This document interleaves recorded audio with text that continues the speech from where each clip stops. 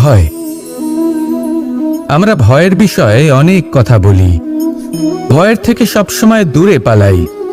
কখনো ভেবে দেখেছেন আমরা এই ভয়ের সদ্ব্যবহারও কি করতে পারি না?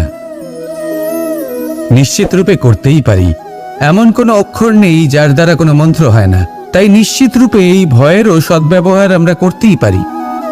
নির্ভর করছে আপনার দৃষ্টিভঙ্গির ওপর, আপনার প্রতিক্রিয়ার ওপর। ভয় যখন সামনে আসে দুটো পথ থাকে। প্রথমটা হলো ভয়ভীত হয়ে চুপচাপ পালিয়ে যাওয়া, আর দ্বিতীয় পথ সেই ভয়ের সম্মুখীন হওয়া। সেই ভয়ে ডুবে গিয়ে দেখুন এমন কি আছে যা আপনাকে পিছনে টেনে রাখছে। নিজের সাহসকে জাগিয়ে তুলুন, নিজেকে আরো শক্তিশালী বানিয়ে তুলুন, নিজেকে আরো শ্রেষ্ঠ বানিয়ে তুলুন, আর আপনার সামনে যা আছে সব প্রাপ্ত করে নিন। সেই ভয়, আপনি তার থেকে পালিয়ে যেতে চান নাকি তার সম্মুখীন হয়ে নিজেকে আরো শ্রেষ্ঠ বানাতে চান? সেই চয়ন আপনারই, প্রতিক্রিয়া আপনারই, দৃষ্টিভঙ্গি আপনারই। আসুন আর আমার সাথে ভালোবেসে বলুন, রাধা রাধা। সংকট, সমস্যা, বিপদ এগুলো তো সকলের জীবনেই আসে। অনেক সময় এমন হয় যে মানুষের জীবনে যখন এমন কোনো বিপদ আসে তখন সে ভয়ভীত হয়ে পড়ে, চিন্তিত হয়ে পড়ে, নিরাশ হয়ে যায়। কিন্তু আমি আপনাকে একটা সত্যি কথা বলি যে আমাদের ব্যক্তিত্বের বিকাশের জন্য, আমাদের নিজেদের লক্ষ্যে পৌঁছে দেবার জন্য এই সংকট, এই সমস্যা এগুলো অত্যন্ত গুরুত্বপূর্ণ। আর এর উদাহরণ আমি নয় বরং প্রকৃতি স্বয়ং দেবে। আপনি নিজেই ধরিত্রী মাতাকে দেখে নিন।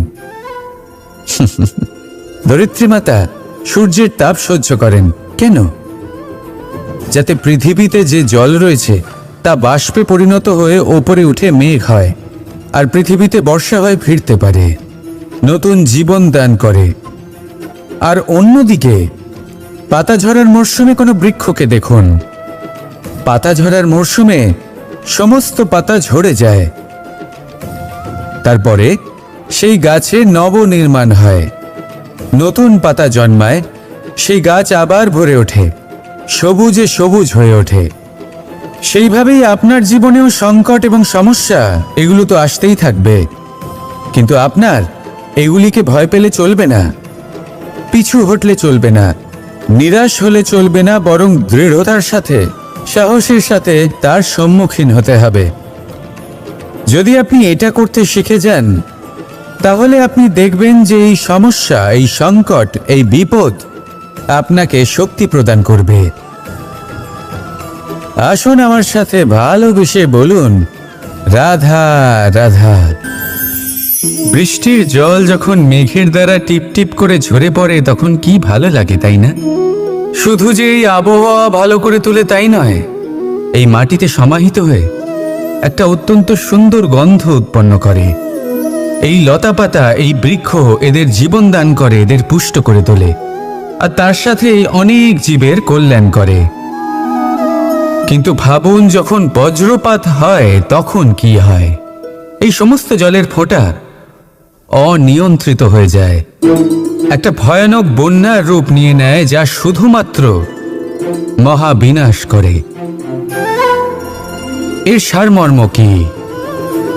এর সারমর্ম হলো কর্ম করুন, কিন্তু তার নিয়ন্ত্রণ রেখে।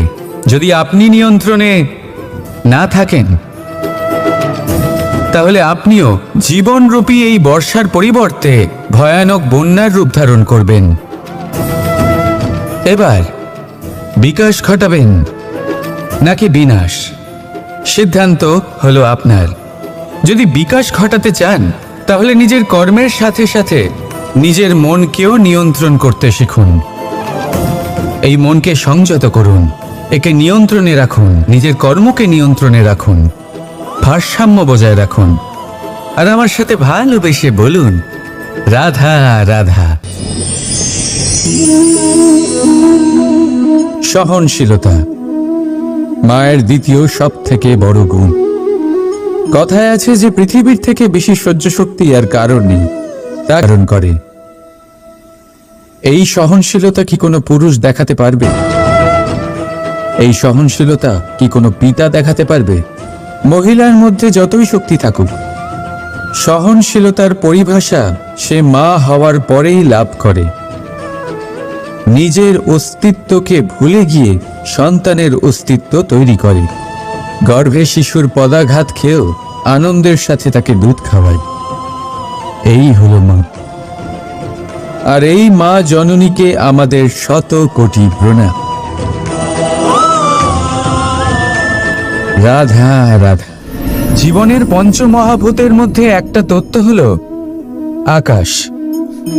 আকাশ যা কিনা নিরাকার, যার কোনো আকার নেই। আকাশ যা হলো অনন্ত। আর আমাদের সবসময় মনে হয় যে এই আকাশ আমাদের সাথে জড়িয়ে রয়েছে। কেন? এবার এই আকাশ আমাদের জন্য কি না করে। আকাশ আমাদের ওড়বার স্বাধীনতা দেয়। আকাশ মেঘকে ধারণ করে যাতে আমাদের তৃষ্ণা মিটতে পারে। এই আকাশ সূর্য এবং চন্দ্রকে তার যথাস্থান দেয় যাতে আমরা প্রকাশও পেতে পারি, আবার অন্ধকারও, যাতে আমাদের জীবনে সামঞ্জস্য বজায় থাকে। আকাশের থেকে অনেক কিছুই শেখার রয়েছে। যদি আমরাও আকাশের মতো হতে পারি, আমাদের আপনজনদের সেই স্বাধীনতা দিতে পারি যাতে তারা উঠতে পারেন, যাতে তারা নিজেদের স্বপ্ন পূরণ করতে পারেন, যার ফলে তারা নিজেরাই এই জীবনকে অনুভব করতে পারেন, নিজের পায়ে দাঁড়াতে পারেন, তাহলে ভাবুন আমাদের অস্তিত্ব কতটা বড় হয়ে যাবে। যদি আপনি আকাশের মতো হতে পারেন, তাহলে আপনিও আকাশের মতোই অনন্ত হয়ে উঠবেন। তাহলে আসুন আর আমার সাথে ভালোবেসে বলুন রাধা রাধা।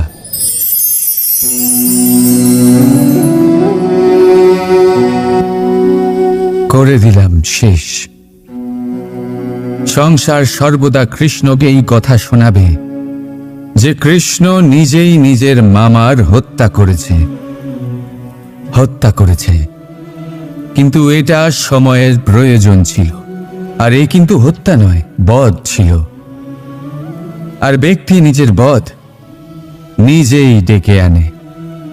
এই সংসারে এগিয়ে চলা অতি আবশ্যক, কিন্তু কোথায় নিজেকে থামাতে হবে সেটা জানা তার চেয়েও বেশি আবশ্যক। আর যে এটা বুঝতে পারে না তার অন্ত সুনিশ্চিত। যে ব্যক্তি নিজের ভুল বুঝতে পারে তার মুক্তি লাভ হয়।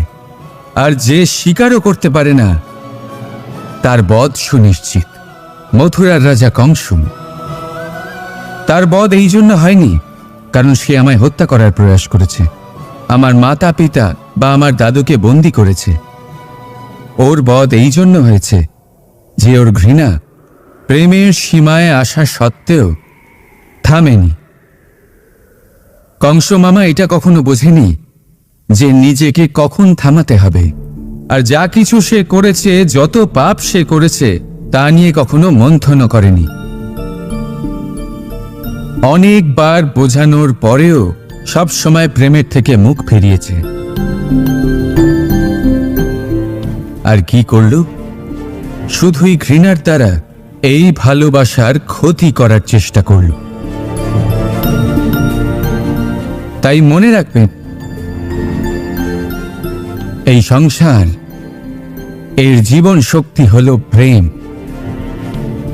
আর যে এই প্রেমের ক্ষতি করার চেষ্টা করবে তার অন্ত, তার বধ সুনিশ্চিত। রাধা রাধা। অনেক সময়ই আপনার বয়োজ্যেষ্ঠরা বলেছেন, যখন সমস্যাকে আমরা বশে আনতে পারি না, তখন আমরা দোষারোপীকে করে তোলেন সুজলা সুফলা। একজন দর্জি যার কাছে একটা সামান্য কাপড় আসে, নিজের পরিশ্রম দিয়ে সেটাকে একটা সুন্দর পোশাকে পরিণত করেন। আপনিও পরিশ্রম করুন। এটা গুরুত্বপূর্ণ নয় আপনি সংসারের কোন স্তরে এসেছেন, এটা গুরুত্বপূর্ণ নয় আপনি এখানে কি করে এসেছেন। যদি গুরুত্বপূর্ণ কিছু থাকে তা হলো সংসার ছেড়ে যাওয়ার সময় আপনি এই সংসারকে কিরকম রেখে গেলেন। তাহলে এই ভেবে বাঁচুন যে কারোর জন্য যা নরক তাকে তার কাছে স্বর্গ করে তুলতে পারলে আপনার জীবন আর আপনার সংসার দুই ধন্য হয়ে যাবে। রাধা, কিন্তু এই সব পরিস্থিতির ভিত্তি একটাই, যে কোনো কোনো সময় কোনো কোনো জায়গায় আমরা দুর্বল। ক্রোধ জন্ম নেয় আমাদের দুর্বলতা থেকে, আর তারপর সেটা আমাদের সব থেকে বড় দুর্বলতা হয়ে দাঁড়ায়। আর যদি ক্রোধকে বশ না করা যায় তাহলে ভ্রম জন্ম নেয়, আর যদি এই ভ্রমকে বশে না আনা যায় তাহলে বিবেক চঞ্চল হয়ে ওঠে। আর এই চাঞ্চল্যকে বশ না করতে পারলে ব্যক্তির তর্ক শক্তি নষ্ট হয়ে যায়, ভাবনা চিন্তা করার ক্ষমতা শূন্য হয়ে যায়, আর তখন সেই ব্যক্তির পতন ঘটে। তাই জন্য নিজের ক্রোধকে বশে রাখুন আর নিজের মনকে শান্ত হতে বলুন। রাধা রাধা। সংসারে এমন কোন ব্যক্তি আছেন যিনি নিজের ভবিষ্যতের বিষয়ে ভাবেন না? যে কেউ ভাবেন আমার ভবিষ্যৎ কিছু এরকম হবে, আমি ভবিষ্যতে এরকম কিছু একটা করব, এই সুবিধা থাকবে, এই আনন্দ পাবো, ইত্যাদি ইত্যাদি। কিন্তু সত্যি বলি, ভবিষ্যতের থেকে বড় ভণ্ড আর কেউ নেই। ভবিষ্যৎ আপনাকে ছেড়ে চলে যাবে, আপনি জানতেও পারবেন না। ভবিষ্যৎ আপনার থেকে আপনার বর্তমান কেড়ে নেবে। অনেক সময় আমরা ভবিষ্যতের বিষয় ভাবতে থাকি, দুশ্চিন্তা করতে থাকি, ভবিষ্যৎ দিয়ে নিজেকে এতটাই ঘিরে ফেলি যে বর্তমান কি তা ভুলেই যাই, তার বোধই আমাদের থাকে না। ভাবুন, ভবিষ্যৎ কি? ভবিষ্যৎ হলো সেটাই যা এখনো পর্যন্ত ঘটেনি। বর্তমান হলো সেটা যা এখন ঘটছে। তাহলে যা এখনো ঘটেইনি তার বিষয়ে দুশ্চিন্তা করে নিজেকে ব্যতিব্যস্ত কেন করছেন? এই বর্তমান, এটাই হলো গুরুত্বপূর্ণ। এর উপরে সমস্ত ভাবনা কেন্দ্রীভূত করুন। মনে লক্ষ্য অবশ্যই রাখুন, কিন্তু পুরো মনোযোগ শুধু বর্তমানে থাকবে। এই বর্তমানকে যদি সামলে নিতে পারেন তাহলে আপনার ভবিষ্যৎ এমনি উজ্জ্বল হয়ে উঠবে। তাহলে আসুন আমার সাথে ভালোবেসে বলুন, রাধা রাধা। আপনি কখনো ময়ূরকে নৃত্য করতে দেখেছেন? কথায় আছে যে যখন ময়ূর নৃত্য করে তখন তার চোখ থেকে অশ্রু ঝরে পড়ে। সেখানেই অন্যদিকে আছে হাঁস। কথায় আছে যে এরা নাকি মৃত্যুর সময়ও কলরব করে, অর্থাৎ গান গায়। হয়তো সেই জন্যই মুক্তোর দানা হাঁস খুঁজে পায়, ময়ূর পায় না। এর একটাই সারমর্ম, জীবনে আপনি যে কাজই করুন, সে বড় হোক বা ছোট, প্রসন্নতার সাথে করুন। মনে কোনো তিক্ততা নিয়ে করবেন না, তাকে কষ্ট দিয়ে করবেন না। যদি এই বিষয়ে আপনাকে কোনো উদাহরণ দিই তাহলে বলি, একজন চিত্রকারকে দেখুন। চিত্রকার নিজের ছবি যে রং দিয়ে ভরিয়ে তোলেন, সেই রঙই প্রতিচ্ছবি হয়ে তার শিল্পকে রঙিন করে তোলে। তাই মনে রাখবেন, প্রসন্নতার সাথে যে কাজই করবেন তা অত্যন্ত ভালো হবে। আসুন আমার সাথে ভালোবেসে বলুন, রাধা রাধা। বিপদ সকলের জীবনেই আসে, কিন্তু অনেক মানুষ বিপদ এলে ভগবানকে দোষারোপ করেন। বলেন যে আপনি আমাকে রক্ষা কেন করছেন না? আপনার প্রতি আমার মনে অপার ভক্তি, সর্বদা আপনার জপ করি, তাও আপনি না আমাকে এই বিপদ মুক্ত হওয়ার কোনো পথ দেখাচ্ছেন, না এই বিপদ থেকে আমাকে বের করছেন। এবার এটা হলো আপনার ভাবনা, আপনার দৃষ্টিভঙ্গি। এবার আমি বলি সত্যিটা আসলে কি। সত্যি হলো এটাই যে ঈশ্বর সবসময় আপনার সাথেই আছেন, থাকবেন। দেখুন সেই বীজের দৃষ্টিভঙ্গির দ্বারা যে মাটির নিচে চাপা পড়ে আছে, তাকে পরিণত হতে হবে এক বিশাল সুন্দর বৃক্ষে। তা তখনই হবে যখন তা ভাঙবে, ভাঙবে তখনই যখন সে উত্তাপ পাবে। উত্তাপ কোত্থেকে পাবে? সূর্যের তাপ থেকে। সূর্যের তাপ থেকে ধরিত্রীও বাঁচতে পারে না, তাকে তা সহ্য করতেই হয়। আর যখন এই ধরিত্রী আর এই বীজ এই দুই তপ্ত হয়ে যায়, তখনই এই প্রকৃতি বর্ষা আনে। আর সেই বর্ষার জলেই এই বীজ এক সুন্দর বৃক্ষে পরিণত হয়। আছেন তো ঈশ্বর আমাদের সাথে সব সময়। সেইভাবেই আপনার জীবনে যদি কোনো বিপদ আসে, কোনো সংকট আসে, তার মানে এটা নয় যে আপনারই কোনো পাপের শাস্তি আপনি পাচ্ছেন। হয়তো ভবিষ্যতে আপনাকে একটা সুদৃঢ় কাঠামো হতে হবে, তার প্রয়োজন আছে। তাই এটা হলো তার ভিত। যতটা শিখবেন, যতটা শক্তিশালী হবেন, ততটাই দৃঢ় কাঠামো হবেন। নিশ্চয়ই দেখেছেন, অলংকার বানাবার পূর্বে সোনাকেও অনেক রকম পরীক্ষা দিতে হয়, আগুনে তপ্ত হতে হয়। সেইভাবেই যদি আপনি কখনো শূরবীর হতে চান, তাহলে লাক্ষাগৃহের তাপ সহ্য করতেই হবে। তাহলে আসুন আমার সাথে বলুন,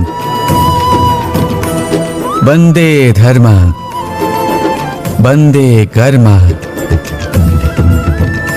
রাধা রাধা। মানুষ এক সামাজিক প্রাণী।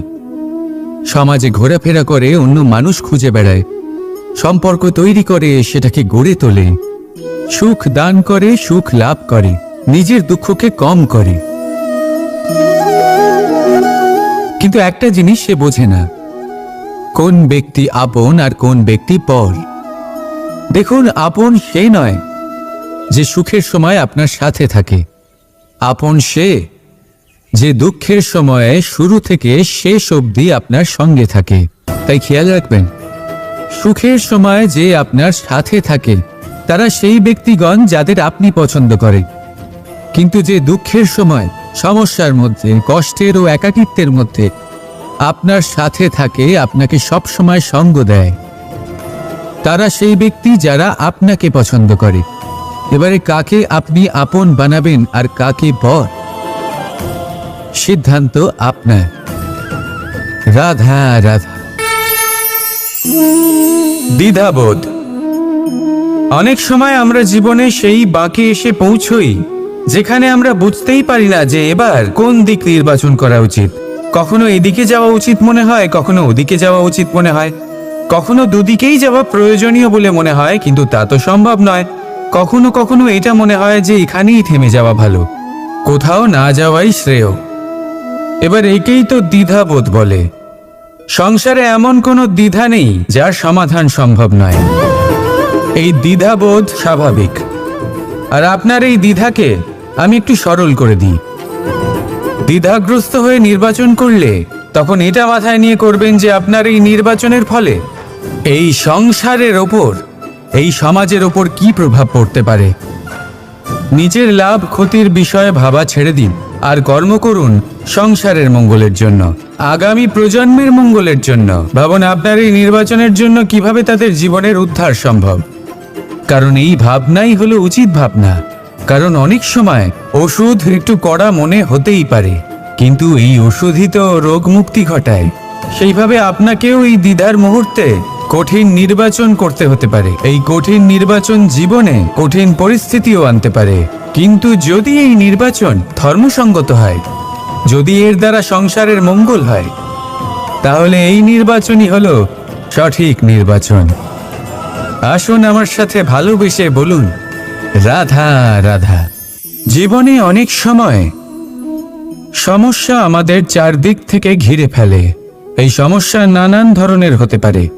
আর্থিক সমস্যা হতে পারে, পারিবারিক সমস্যা হতে পারে, কোনো সম্পর্ক নিয়ে সমস্যা হতে পারে, কখনো কোনো দৈনিক সমস্যা হতে পারে, কখনো কোনো দ্বন্দ্ব হতে পারে, অনেক সমস্যা হতে পারে।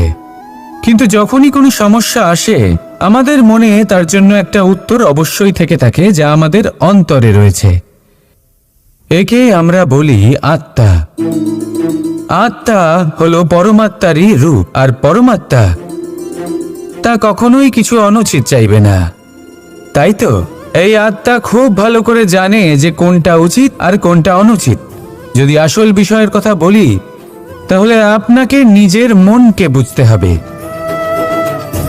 কারণ আত্মা তো পরমাত্মা থেকেই আসে, কিন্তু এই মন মানুষ জন্ম থেকেই প্রাপ্ত করে, যার বিকাশ হয় এই সংসারকে দেখে। যেদিন আপনার এই মন আর আপনার এই আত্মা এই দুই এক হয়ে যাবে, আত্মসাৎ হয়ে যাবে, সেদিন আপনার জীবনে না কোনো সমস্যা থাকবে, না কোনো ঝঞ্ঝাট থাকবে, না কোনো সংকট থাকবে, কারণ আপনার কাছে সেই সমস্ত সমস্যার, সমস্ত বিপদের সমাধান থাকবে, আর তাও আপনারই অন্তরে। তাহলে আসুন আর আমার সাথে ভালোবেসে বলুন, রাধা রাধা।